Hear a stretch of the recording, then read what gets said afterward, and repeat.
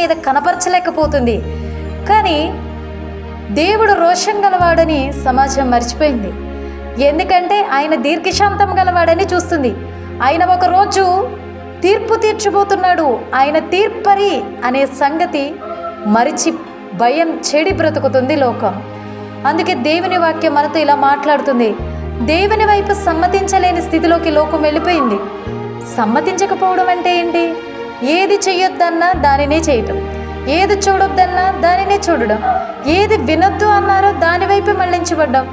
ఒరే అలా జీవిస్తే నరకానికి పోతావురా అంటే అలాగే జీవిస్తుంది సమాజం. అందుకే వాక్యం మనల్ని హెచ్చరిస్తుంది. దేహాన్ని చంపే వారికి కాదు, ఆత్మను దేహమును చంపే దేవునికి భయపడమంటుంది.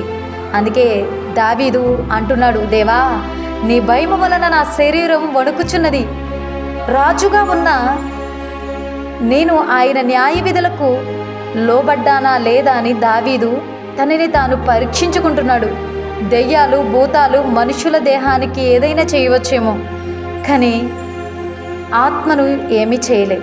అలాగే ఆత్మను దేహమును నరకములో నశింపచేయు దేవునికి భయము కలిగి భక్తి కలిగి జీవిద్దాం.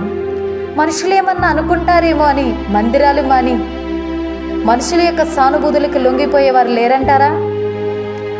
దేవుని కంటే ఎక్కువ మాంత్రించే వారికి భయపడేవారు లేరంటారా? ఉన్నారు. కాబట్టి దేవుని వాక్యం కూడా ఈ విధంగా చెప్తుంది. ఏమని అంటే, దేవుణ్ణి సమ్మతించలేని స్థితిలోకి లోకం వెళ్ళిపోయింది అని.